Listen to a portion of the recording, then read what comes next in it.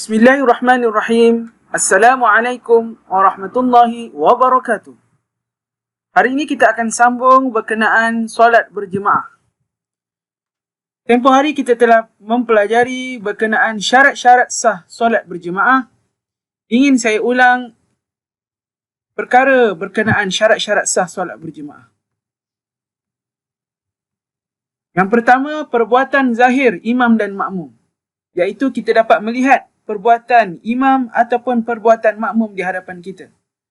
Seterusnya, makmum mengikuti imam sama ada takbir mesti terkemudian daripada takbir imam ataupun perbuatan lain tidak mendahului imam melebihi 2 rukun tanpa keuzuran.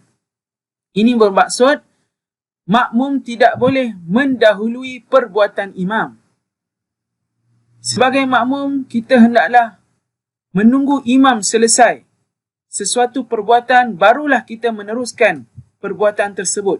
Contohnya, setelah imam rukuk, barulah kita rukuk. Perkara seterusnya ialah makmum mengetahui pergerakan imam, iaitu makmum dapat mengenal pasti sama ada melihat ataupun mendengar ataupun melihat pergerakan makmum dan mengagak pergerakan yang sedang imam lakukan. Seterusnya, makmum dan imam berhimpun dalam satu tempat tanpa berpisah, iaitu makmum dan imam berada dalam kedudukan yang sama, bukan di dalam bilik ataupun kawasan yang berasingan yang mempunyai batas atau dinding. Seterusnya, makmum tidak tertinggal daripada mengikut pergerakan imam sebanyak 2 rukun tanpa keuzuran atau 3 rukun panjang tanpa keuzuran. Bermaksud, makmum tidak terlalu lambat mengikuti perbuatan imam. Sekiranya makmum lambat mengikuti perbuatan imam sebanyak 2 atau 3 rukun atau lebih, maka makmum terkeluar daripada jemaah tersebut. Perbuatan sunat makmum dan imam tidak bercanggah secara ketara kecuali kunut.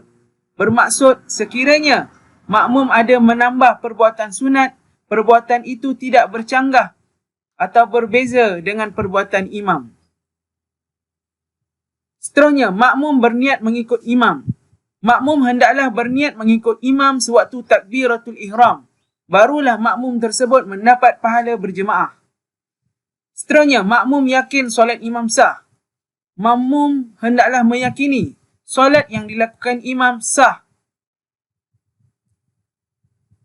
Seterusnya, solat imam bukan dalam kategori solat yang wajib diulang.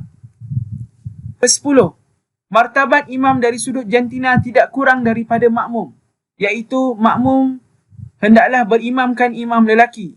Dan sekiranya semua perempuan, barulah imam perempuan boleh menjadi imam bagi makmum perempuan yang lain. Ke-11, imam tidak ummi sedangkan makmum pula baik bacaannya, iaitu imam mampu membaca dan menulis dan mengetahui bacaan yang baik. Seterusnya, imam yang diikuti tidak mengikut imam lain. Baiklah, sekarang kita lihat tata cara kedudukan solat berjemaah. Bagi 2 orang lelaki yang ingin solat berjemaah, seorang menjadi imam dan seorang lagi menjadi makmum.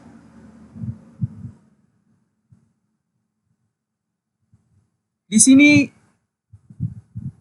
menunjukkan bulatan 2 ini adalah menunjukkan 2 orang lelaki yang solat berjemaah. Seorang yang di hadapan ini menjadi imam dan yang di sebelah kanan imam ialah makmum.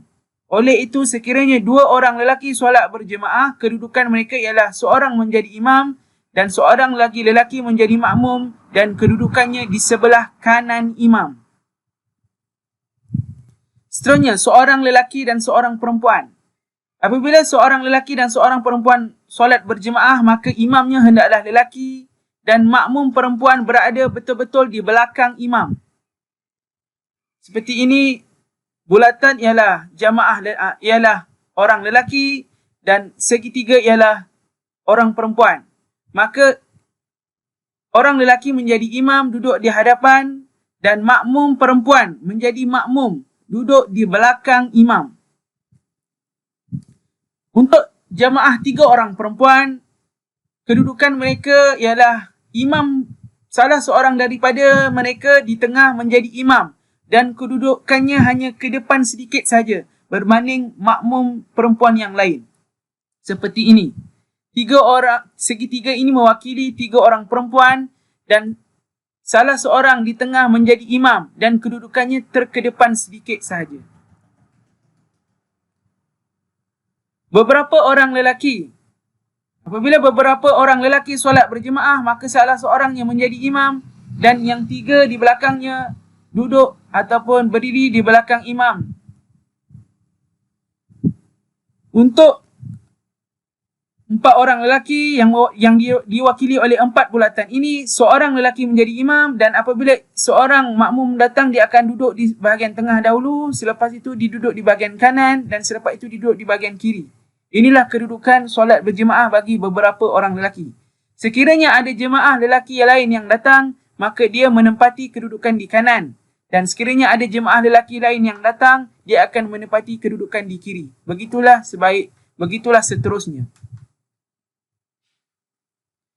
Bagi beberapa orang lelaki dan perempuan, imam lelaki duduk di hadapan dan beberapa makmum lelaki di belakang imam. Kemudian makmum perempuan dewasa di belakang makmum lelaki dewasa. Seperti ini. Bulatan mewakili 4 orang lelaki dan segitiga mewakili 3 orang perempuan. Seorang lelaki menjadi imam dan 3 orang makmum lelaki menjadi makmum di belakang imam dan 3 orang perempuan berada di belakang makmum lelaki. Inilah kedudukan solat jemaah beberapa lelaki dan beberapa orang perempuan. Untuk beberapa orang lelaki dewasa, 2 orang kanak-kanak lelaki dan beberapa orang perempuan, lelaki dewasa berserta imam di bahagian hadapan, kemudian diikuti oleh kanak-kanak lelaki dan kemudian diikuti oleh wanita ataupun perempuan dewasa. Inilah kedudukannya. Bulatan biru besar mewakili 4 orang lelaki dewasa, bulatan hijau kecil mewakili 3 orang lelaki, 3 orang kanak-kanak lelaki dan segitiga biru besar mewakili 3 orang perempuan dewasa. Inilah kedudukan mereka. Lelaki dewasa di hadapan diikuti oleh kanak-kanak lelaki dan diikuti oleh perempuan dewasa. Seterusnya ialah sekiranya ada 4 orang lelaki dewasa, 3 orang kanak-kanak lelaki yang diwakili oleh bentuk bulatan hijau, 3 orang perempuan dewasa yang diwakili oleh 3 ataupun segitiga biru besar dan segitiga oranye diwakili oleh 3 orang kanak-kanak perempuan. Dan ini adalah kedudukan solat berjemaah tanpa tirai ataupun tiada tirai. Maka 4 orang jemaah lelaki dewasa, salah seorangnya menjadi imam di bahagian hadapan. Kemudian 3 bulatan hijau ini ialah 3 orang kanak-kanak lelaki di bahagian belakang makmum lelaki.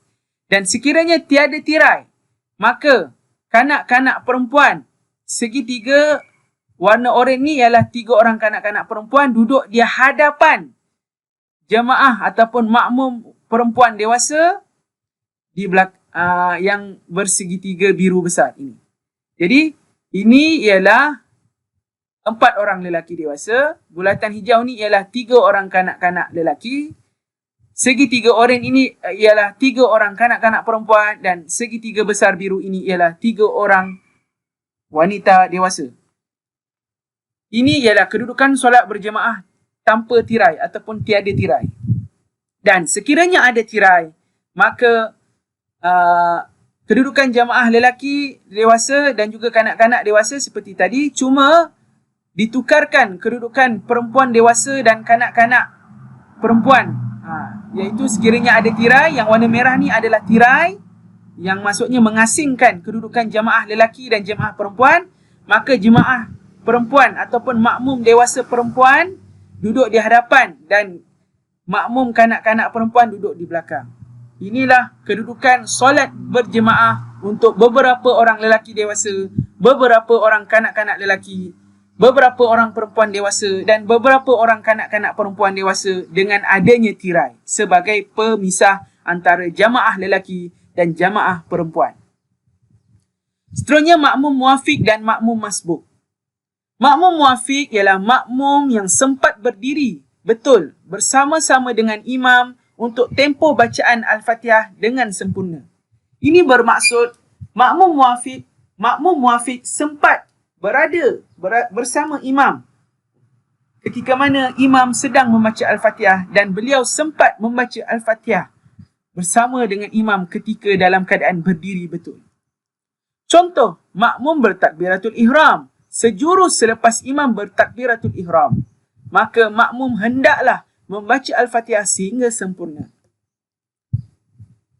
Tindakan yang perlu dilakukan oleh makmum muafiq yang tidak sempat menyempurnakan bacaan Al-Fatihah. Jika makmum tidak sempat menyempurnakan bacaan Al-Fatihah disebabkan halangan tertentu seperti bacaan makmum terlalu lambat, makmum tidak boleh rukuk bersama-sama dengan imam. Makmum hendaklah menyempurnakan bacaan terlebih dahulu sebelum rukuk. Ini bermaksud sekiranya makmum tadi berniat bersama dengan imam. Ya, bersama dengan imam. Imam bertakbiratul ihram, dia pun bertakbiratul ihram. Imam selesai membaca Al-Fatihah, makmum pun membaca Al-Fatihah. Cumanya makmum ini dia membaca Al-Fatihah dengan lambat sehingga kan imam telah rukuk. Maka makmum tersebut hendaklah menyelesaikan ataupun menyempurnakan bacaan Al-Fatihahnya. Manakala, namun, jika makmum terlalu lambat, maksudnya makmum tadi membaca Al-Fatihah terlalu lambat. Dan jika imam sudah berdiri semula untuk rakaat seterusnya, makmum hendaklah terus menyempurnakan bacaan Al-Fatihah. Walau bagaimanapun, rakaat tersebut masih dikira sebagai rakaat pertama baginya. Maka, makmum kena turun semula untuk selesaikan rakaat tersebut dan naik semula.